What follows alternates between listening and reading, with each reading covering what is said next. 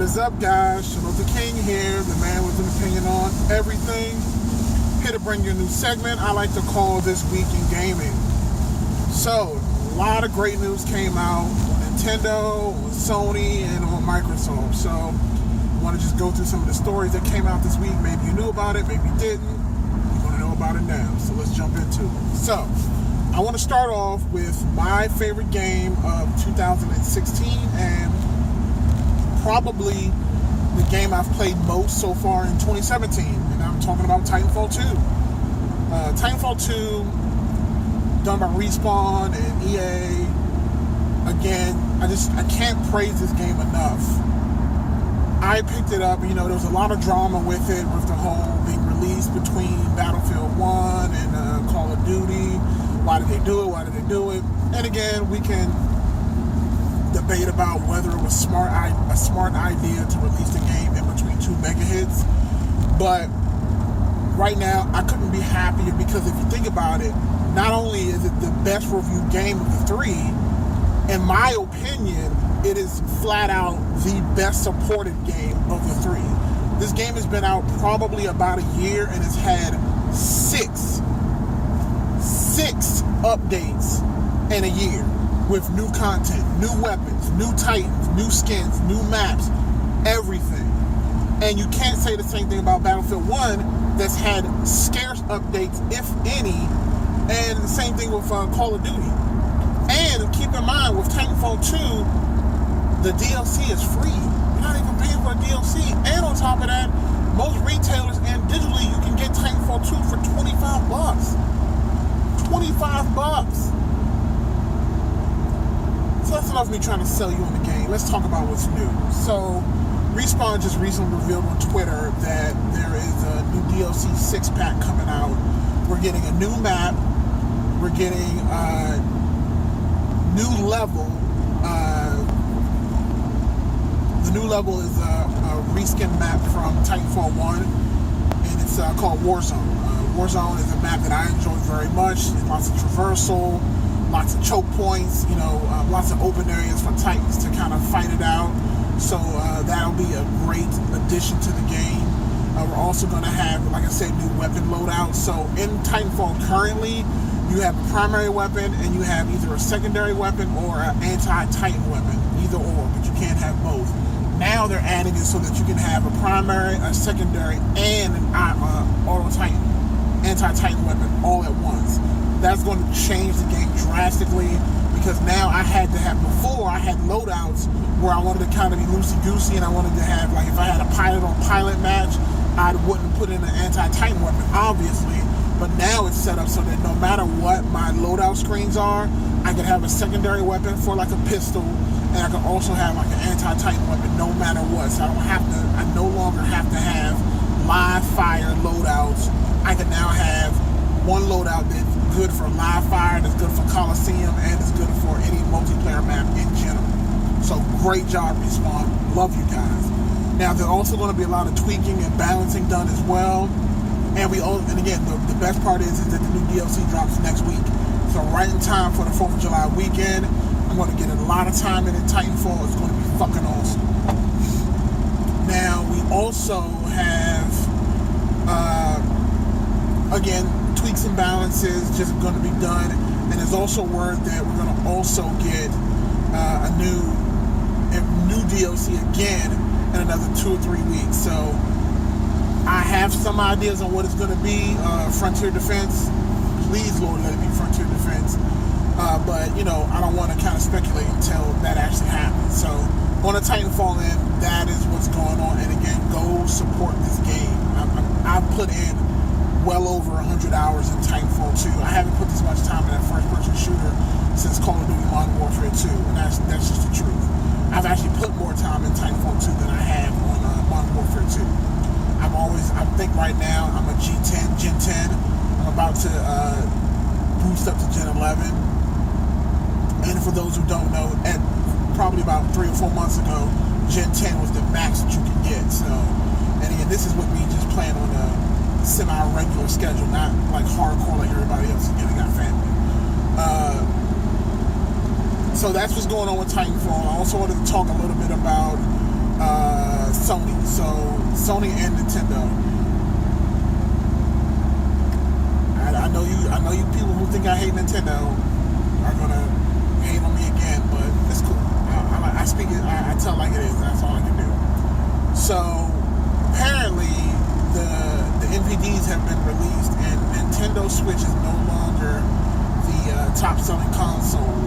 For the month of June, PlayStation 4 has jumped back in the first place and is now the number one console for the month of June, selling quite a few units actually. I believe Nintendo Switch came in second, and then Microsoft came in third. And to that, I just have to say, congratulations, Sony, for taking back that number one spot. And even more than that, I have to say, what's going on, guys? Switch. And again, people will say the reason why Switch is the number one, which will lead to my next story, is because there has been a Switch shortage. And to that, I will say, whose fucking fault is that?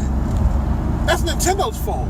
And again, there was also a story that came out with Nintendo that said that, they promise you that they're not manufacturing this drought in Switch consoles, that they really, really can't produce them fast enough because there's a shortage on parts. And people are making excuses for that. And to that I say, Nintendo, you are a multi-billion-dollar company. When you were making the Switch, you didn't think, hey, maybe I have to research exactly what it takes to make one of these, how much it costs to make one of these, and are the parts to make this item easily and readily available? I don't think that's too much to ask for. So if the story is that they have to compete for parts with Apple and IBM and shit like that, so they're all trying to get these same parts, and because Apple has a chokehold on the market, that somehow they're getting all the good parts, and Nintendo has to get what's coming up on the back end for these special chips and set pieces and shit like that. And again, I'm imagining because the Switch basically runs on the same archetype of an iPad or an iPhone, so maybe that's what it is. It's running off of a mobile processor or some shit like that. And again, that's why I like to tell people all the time that I don't think Nintendo is a console. I think it's a handheld that is also can be plugged into a TV. That's what it is. Nintendo Switch is not a console. It's a handheld that's also a console. So don't let them turn it around and say, oh, it's a console that's on the go. No, it's not. It's a handheld that's also a console. And again, that's fine. If that's what it is, that's what it is. But, I just want to make sure there's a distinction between the two. So they're complaining that, the reason why Nintendo wasn't number one in sales is because people can't buy them. And again, that's a problem that Nintendo has known for years. Then same thing happened with the Wii. Shortage on being able to produce it, and if I'm not mistaken, they used that same excuse then, that finding parts to make the Wii was hard. Again, to that I say, that's your fucking problem. Your job is to put this into the hands of the consumer so you guys can make money. And you cannot put this product in the hands of the consumer because you guys don't know what the fuck you're doing. And honestly, the reason why I think they're not making them, because again, they don't want to take a loss. They don't want to have all these Switches on the shelves, and they don't want the headlines to read, Switches are everywhere, but no one's buying them. I think at this point in the game, most hardcore people have already purchased the Switch, and now we're starting to see the trickle effect of our regular folk like myself and other gamers who already have a console. Are they going to buy the Switch, or are they going to wait? Because again, personally, I'm not buying a Switch until the new Pokemon game comes out. I've already seen their E3 lineup, and I'm not impressed. Mario Odyssey looks great, but I'm not buying a Switch for it. Again, to me, the thing that's going to get me to buy a Switch is going to be a brand new Pokemon game, and that is years away. So maybe when that game comes out, the Switch will be at a price cut at that point, and I'll be able to pick up a Switch and get Pokemon, whatever it's going to be called, Pokemon Stars, we'll just call it. I'll be fine with that. And it'll be a brand new Pokemon game, and I can play that shit, and I can take it on the go, and it'll be fine. But until then, I'm not buying a Switch. Also on Nintendo news, the first week sales release for ARMS is out, and it shipped about 100,000 units in Japan. it's respectable, I guess, you know. But if you compare it to like a Zelda that did over 1 million, or Mario Kart that did over 500,000 in its first week, is it really a success? I don't know. You tell me. And again, speaking of sale numbers, that's the other thing, the last topic I wanted to talk about before I leave and end this video. I was doing some research because, again, you know, people are talking about Nintendo and the Switch is selling hotcakes. It's over, you know, 1.5 million Switches have been sold and probably more. And I was just looking through, you know, VG Game Charts, and, you know, that's a popular website where it actually totals up software and hardware sales. And I was kind of just looking at the Switch, and I was just trying to understand exactly what are people buying, because at the end of the day, the thing that killed the Wii was the fact that they were not selling any software. Like, people initially went out and bought the Nintendo Wii because of the hype, because of the motion controls, but they only played Wii Sports and Mario Kart, and then maybe a couple of other first-party Nintendo titles. And then Nintendo couldn't, after the first couple of years, Nintendo couldn't sell software for shit. And everybody knows if you don't sell software, it doesn't matter if you have strong hardware sales. If you're not pushing software, the system is dead. So again, I looked at the NPDs, and do you want to know the top selling games on Switch? Number one is obviously Legend of Zelda, you know, Breath of the Wild. I think it shipped like 2.5 million units so far. 2.5 million copies have been sold so far. I actually think there are more copies of Zelda on the market than there are actual Switches, which is funny. So more people own the game than actually own an actual Switch or can get a Switch. And again, I never understood how, and again, I understand producing software is a lot easier than hardware, but again, I feel like Nintendo just, no matter what, they cannot get their shit together when it comes to the hardware. And it's sad. It's frustrating and it's sad. The second highest game, obviously, is Mario Kart 8 Deluxe. Again, I think when I looked at the NPDs on that, it's over 1 million, and I think in the United States alone, it's over 500,000. So, again, great job, you guys. It seems to show that ports do well for you guys. So, again, I have nothing negative to say about Mario Kart 8. Next to Pokemon, actually, even above Pokemon, Mario Kart is my favorite game. It's my favorite franchise on the Nintendo console. It's Mario Kart and Pokemon, and then Yu-Gi-Oh! And again, Yu-Gi-Oh! Typically comes out for Nintendo systems, but as of late, it's been on Xbox. Xbox actually has a fantastic Yu-Gi-Oh! Game that actually spans the new meta, but, you know, I'm not a huge fan of the new meta anyway, but again, I'll save that for another video. Second highest selling game is Mario Kart, and then guess what the third one is? The third top selling game for Nintendo Switch is 1-2 Switch. Guess how many copies 1-2 Switch has sold? 150,000 copies of 1-2 Switch have been sold. It hasn't sold shit. I mean, I expected it to not sell well, because again, it's a glorified mini game that should have been packaged with the Switch for free. Like I had been saying from the beginning, no one's going to pay $50 for some bullshit ass mini games. And you notice that all these people that gave 1-2 Switch good reviews, no one's talking about it. No one's talking about 1-2 Switch. 1-2 Switch should have been packaged as an add-on free game to kind of give you a glimpse of all the things that the Switch could do, like it did with Wii Sports, the original. And I promise you that thing would have been more in the zeitgeist right now, but it's not. And the third highest selling game is Bomberman R. That is it. Those are the anything as far as like selling 1 million plus. It's only Zelda, Mario Kart. That is it. No other game on the Switch has done more than 1 million.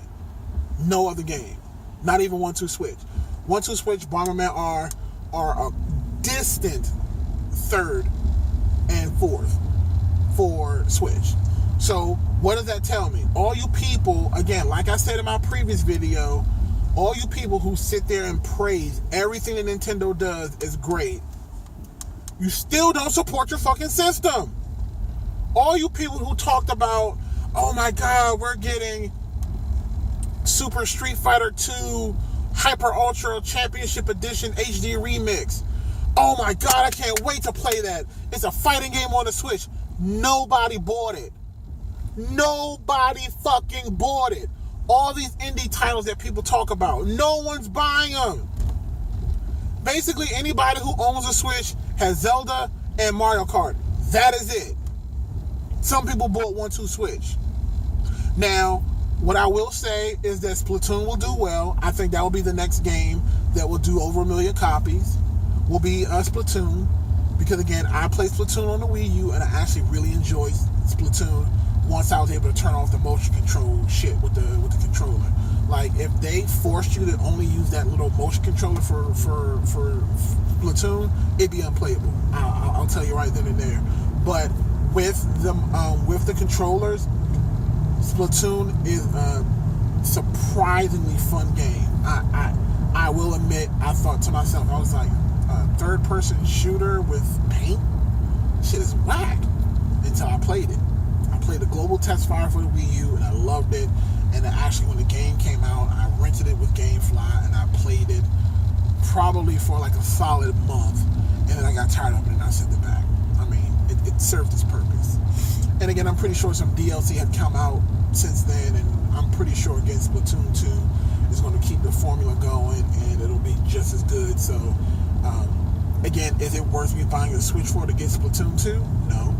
But by the time Pokemon comes out in a few years, Switch is something that, Splatoon 2 is something I would pick up at a discount when I eventually get a Switch in a couple of years for Pokemon. Now, again, back to my original statement, then I'll be going. People need to stop overhyping the Switch. That is the whole point of this video in this segment. Stop overhyping Switch, you fucking Nintendo fanboys, because you are not supporting the system and you just make yourself look dumb. You guys keep talking about anytime there's an announcement of a Switch game, you guys lose your shit. Oh my God, we're getting Kirby. Oh my God, we're getting Yoshi. Oh my God, we're getting Puyo Puyo Tetris. So fucking what? You're not gonna play it. You're not. Most people who own a Nintendo console, it is your secondary console. You play Nintendo consoles for their first party games. That is it. I am willing to bet money that majority of people, if you own a Nintendo console, I promise you, you do not just own a Nintendo console. You either have a Nintendo console and an Xbox, a Nintendo console and a PlayStation, a Nintendo console, or PC. No one just owns a Nintendo console. And the reverse is, there are a lot of people who only own PlayStation, who only own Xbox, who only play PC. No one just owns a Nintendo hand console. No one. And again, let me not speak in absolutes, because I'm not going to say no one. Most people have more than one console. If they only have one console, it's not just Nintendo. Period. So, people need to stop pretending like Nintendo is the God, the Savior, everything, and they need to just be realistic. Nintendo does a solid job when they get their shit together. The problem is that it's very rare when they actually get their shit together. Alright, I'm done. Nintendo rant done for the week. Shut up the King, the man with an opinion on everything. Follow me on my social media. Shut up the King on Twitter. Man Cave Gamers on Twitter. Shut up the King on Twitch. I'm going to do some live streaming this week. Maybe I'll do some TitanFall 2. Subscribe to the channel. Smash that like button. Have a great weekend, guys. Peace.